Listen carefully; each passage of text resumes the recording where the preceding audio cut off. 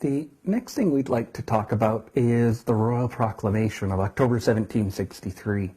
And one of the common questions that we get about Aboriginal people, well, maybe more about Aboriginal issues, and it's a common question that it deals with the post-contact relationship of Aboriginal peoples and people from other nations. And it's this whole idea of conquering. When I first started off delivering these presentations, people would often ask me a question about Aboriginal rights and Aboriginal title, and they'd say, hey, how is it that this group of people that we've conquered can have any rights other than the rights we give them? Because after all, didn't we conquer them? So we went back and took a look into Canadian history to see how much conquering went on. And what we found was that by October of 1763, that the process of building relations with Aboriginal people had become a very formal process.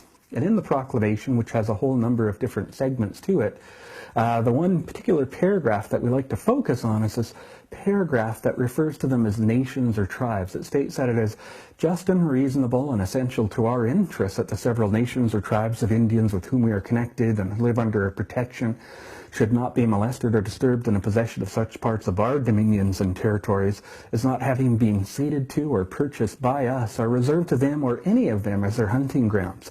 So that's a very important piece of the relationship between Canada and her Aboriginal peoples, because in the paragraph there's a number of things happening. The first thing that's happening is that King George III and his proclamation are recognizing those Aboriginal peoples, as we call them today, as nations or tribes. So since the very earliest times of the country, Aboriginal peoples are used to working with colonial and then later federal and provincial governments on a nation-to-nation basis. There's no imbalance of power there. It's on a nation-to-nation basis.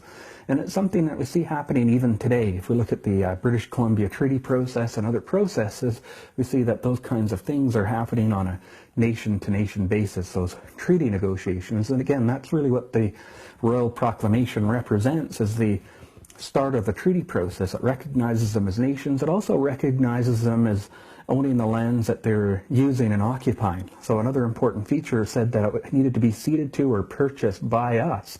And so a very important piece of the puzzle, as it recognizes the Aboriginal peoples as nations, and it recognizes them as owning the lands that they live on. So there's this requirement for King George's colonial governments operating in what would become Canada, this requirement to purchase land from them.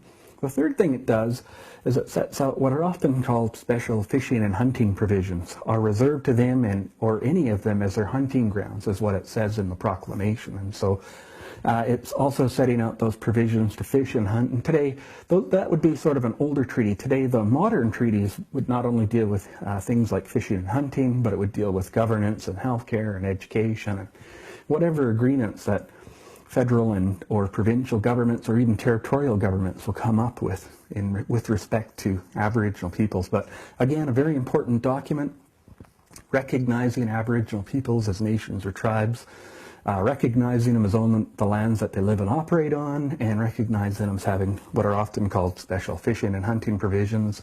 It drives a lot of the things that we see happening today. In December of 1997, for example, the Supreme Court of Canada said that Aboriginal title exists and Aboriginal rights exist, and here's a test to prove it. So again, the Supreme Court reaching into these old executive orders and legislative provisions to draw out its legal principles for what we see happening at the Supreme Court of Canada.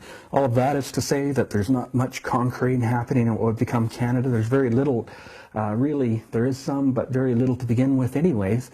And certainly after 1763, we see this negotiation of treaties with nations or tribes. As we work our way westward into the continent with the fur trade, gold rush, agricultural expansion, and the coming of the railroad, you'll see that the colonial governments and later federal and provincial governments were out in front of colonization, negotiating treaties with nations or tribes, purchasing land from them, setting out special fishing and hunting provisions. So not a lot of conquering, different from the American experience. We only have to watch the old John Wayne movies to see what that was. And John Wayne would lead the settlers into the savage wilderness. Whenever they got out there, they would encounter the hostiles. Who were the hostiles? They were also indigenous peoples that felt they owned the lands that people were beginning to settle upon, but without following the formal process. There's conflict, bloodshed, military campaigns, bounty hunting policies, and imprisonment for guys like Geronimo. And that's definitely an American experience of Indian policy. But when you take a look at what's happening in what will become Canada, we're negotiating treaties with nations or tribes, purchasing land, setting out fishing and hunting provisions,